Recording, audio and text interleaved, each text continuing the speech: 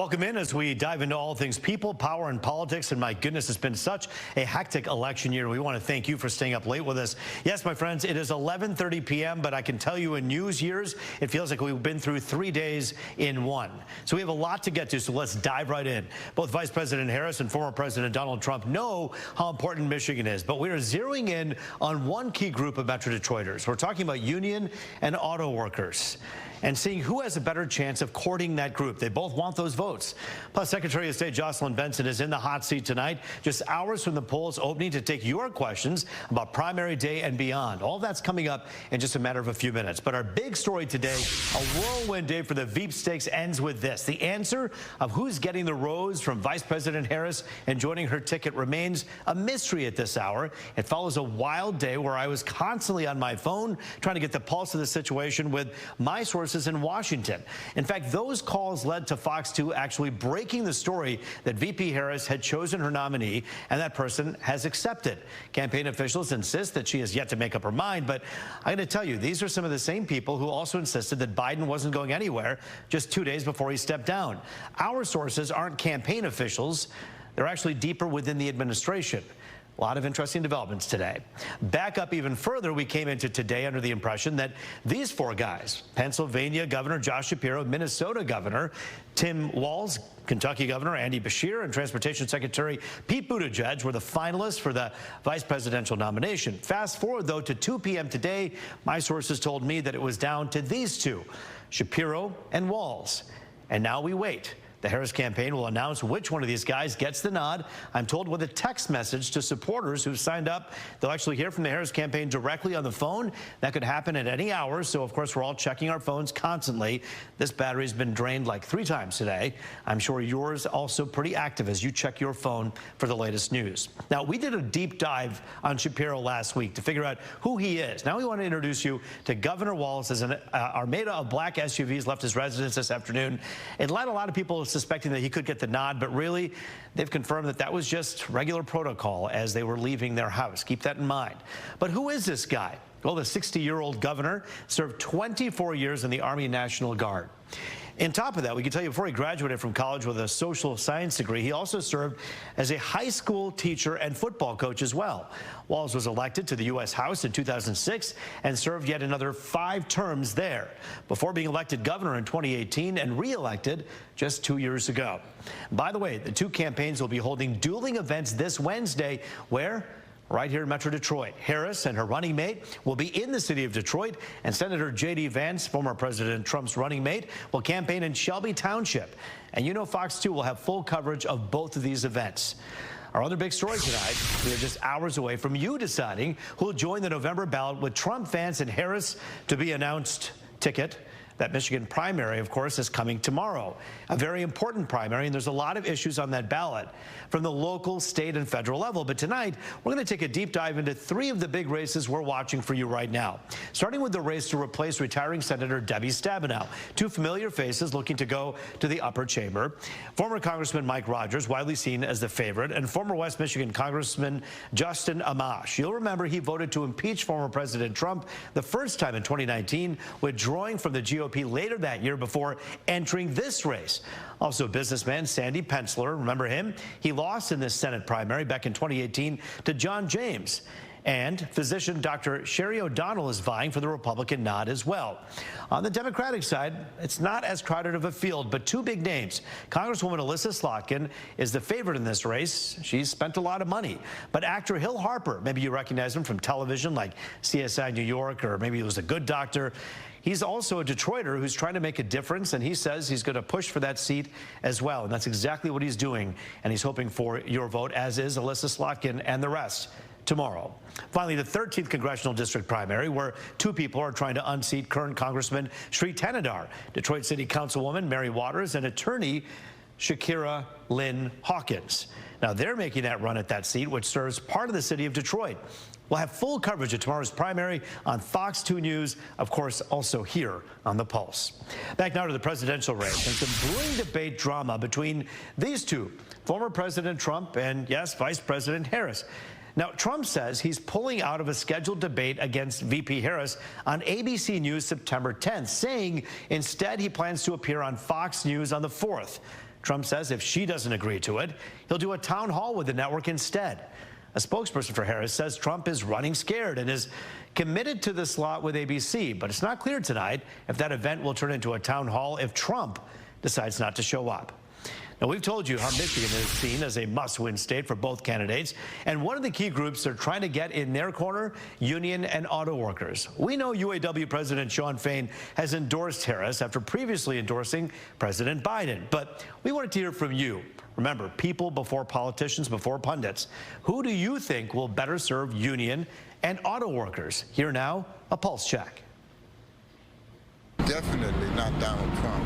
And why? Because Donald Trump don't know nothing about cars. He knows about hotels, concierge, stuff like that. But I think Kamala Harris is more in touch with it. Her administration is more in touch with it. Donald Trump. And why? And why? And why?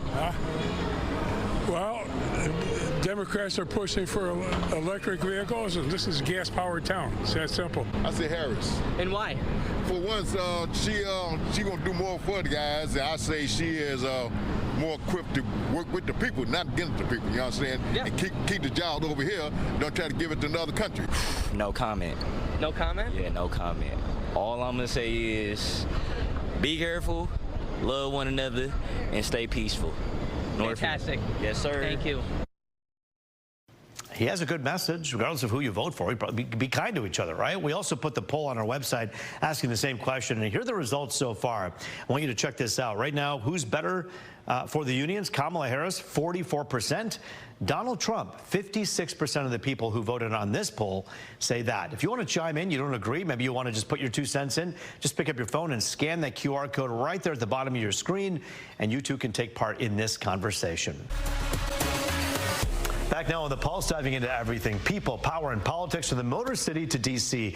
Obviously, it's no secret the Michigan vote is huge for both VP Harris and former President Trump, and a key group they're trying to court, the union workers. Here now to dive into that, Abby Mitch, Michigan Rising Action Executive Director from a conservative perspective, and former Detroit Federation of Teachers President Keith Johnson from a very union perspective and unapologetically a Democratic perspective as well in many ways. But when it comes to each issue, both of you make up your minds when it comes to what it is you feel about both of these candidates, VP Harris, Donald Trump. Keith, I'll begin with you. Harris is coming to town on Wednesday. We think it's going to be at a UAW facility. What can she say about the Biden-Harris ticket, when it was the Biden-Harris ticket, that's helped this community? I think there are 2 things. When you look at the infrastructure bill that was passed, that was designed to put some much-needed funds into the repairs of bridges and roads and waterways and the like, that's certainly something that was critical, not just for us here in Detroit and in Michigan, but nationwide. I mean, we had not had an investment in our infrastructure such as that in nearly 50 years of that magnitude. The second thing is that I think one of the concerns that people have with the push for electric vehicles, especially when you're talking about the auto industry, the concern is the phasing out of some of the positions of those people who are working with the traditional combustible engines. And so what I really hope that VP Harris and her team will help to push and work with Congress on both sides of the aisle to make happen. We must institute training programs to retrain our workers. That is what most of the successful Rust Belt cities that have had a recovery have done. You look at a city like Pittsburgh, where everything was tied to the steel industry. When the steel industry began to collapse, they diversified their economy. They invested in the training of their workers, and now cities like Pittsburgh, Cleveland, Columbus, Indianapolis, they're all ahead of Detroit. And I appreciate you recognizing all of those things that need to be done here, but let's have a frank discussion about what the Biden-Harris team has done when it comes to electric vehicles. People will say they pushed them and pushed the autos way too quickly, and they say it's not a mandate, but there's some real incentives to get this done, and that's the problem that so many conservatives have with the electric car push. Do you think Harris standing in front of all of these union folks can convince them that that's not what they're doing? So No, I think that it's been very clear that the federal government has its thumb on the scale of what, not just what the auto companies' environmental targets will be, but exactly what products they sell and how people will eventually be pushed into buying them. But I think the bigger issue is that the Democrat message on manufacturing, on these 21st century jobs that Keith's talking about, is it lacks authenticity. The issue with electric vehicles isn't that they're inherently bad, it's that no one can afford them. It's that the raw materials aren't available under the current policies, environmental or trade, that are being exacted right now. The problem is that any intelligent person who's working on an auto line knows that they are building an electric vehicle that pretty much no one is going to buy, and that's the problem. If I may add to that, there's another part, and it's unique that we're agreeing with her. But there was a report that was released this morning that I read that on any given day, up to 22% of the chargers for these electric vehicles are not working. So that lets you know that our infrastructure, which would include those chargers, is not ready to handle that level of volume. I have questions. I will just say it. I have questions about the grid. I mean, the wind goes 40 miles an hour, and you got thousands of people who are losing their power. Can the grid sustain a bunch of people having these electric cars? Abby, I do want to talk about, you talk about being genuine and being frank. Former President Trump showed up to a non-union facility months ago and basically tried to rally the crowd to say, hey, I'm a pro-union guy, I'm a pro-manufacturing guy. Does that seem disingenuous to you when it seems as though he could have at least maybe talked to actual workers who were on the picket lines the week that he came? So I think where we're at is really like the union non-union distinction is sort of not the issue at hand. It's really more of a cultural shift of who can talk to the heart of the working class. And I would argue that the Democrat Party has kind of lost its way and is pushing table stakes. Like, yes, we should all treat each other with respect, regardless of what we look like or where we come from. Yes, and rather than saying the government should forgive these types of loans, the government should be talking about what types of jobs, how can we build an economy where every family can have access to the American dream and pay off their own debts, whatever those debts are. But does Donald Trump understand the plight of the American people, the average worker, the typical person who's on the line? Looking at the 2016 election results, I think he does. I think that in choosing J.D. Vance as a VP, he is very clearly keyed in on the fact that this is a cultural war for the heart of the working class person, the person who believes that hard work should get you ahead and that wealth isn't just something the government should redistribute to other people, but something you pass down to your kids so they can have a better life than you did. Keith, I talked to a few UAW workers, and they say it doesn't matter what Sean Fain tells me. I'm not going to be led by somebody. I have my own opinion, and that I support Donald Trump, this worker told me. Do you think that Sean Fain endorsing Kamala Harris somehow changes all of the good men and women who are working on the front lines, or do you think that they have their own set of opinions, and maybe many of them are leaning towards Trump? I think that there are those who have their feet planted solely for former President Trump. I think there are those who have their feet firmly planted for those on the Democratic side. Those aren't the people you have to target. The people you have to target are those who are undecided, those who are independent, those who do not align themselves with any particular party. They align themselves with particular issues that touch them. And I think that one of the criticisms that I have of former President Trump and Vice Presidential nominee Vance, neither one of them touches issues that go to the heart of the American public. And with former President Trump, his whole modus operandi has been to call names, to denigrate people, and to just paint this picture of doom and gloom for America. He believes he's the right guy for the job, and Harris believes she's the right woman for the job. It's going to be up to the voters and many of those people in the middle to make that decision, as you say, because the others have chosen a side. And I want to thank Abby Mitch and Keith Johnson for joining us here. Both of you, thank you for your time today. Got to have us back. Let's have you back. We'd love to have you on the pulse. We can actually disagree on some things. You will disagree on things. We have a few months left before this election. Go back to the pulse. Pulse. You know what? When we say that we put people over pundits, that means that we take your questions. We've gotten many, many questions from people at home. And joining us now is Secretary of State Jocelyn Benson, who is a pretty busy person, as you can imagine, with the big primary coming up tomorrow. But she joins us on the Pulse to talk about all things people, politics, and what people want to know about. So I want to begin with a question here from Matthew Wilk, who says there's been a recent major report of candidates completing ballots and collecting them right here in Hamtramck. What are election officials doing to stop that? Wink, wink. What is Jocelyn Benson doing to stop that? Secretary, what do you say to someone who sees that? Well, anyone who observes someone breaking the law should report it to law enforcement. So if someone is forging signatures, filling out ballots for other people, all of that should be reported to local law enforcement so it can be fully investigated, and so that we can see if someone's breaking the law, we can hold them to account. I mean, there's this feeling that people have that if I see something that is dubious or doubtful that's happening at a precinct, that somehow that's permitted or allowed. You're saying, no, you want to team up with people who are watching and say, let's fix this. Yeah, I mean, if we go into a bank and watch it being robbed, we report it. So if you go and in any case see someone breaking the law in elections, you should report that as well. And we actually have other ways to report things on our end. You can go to elections at michigan.gov if you have information you want to report directly to us. But we recommend in instances where you believe you see someone breaking the law to report that to law enforcement so that they can follow through and do a full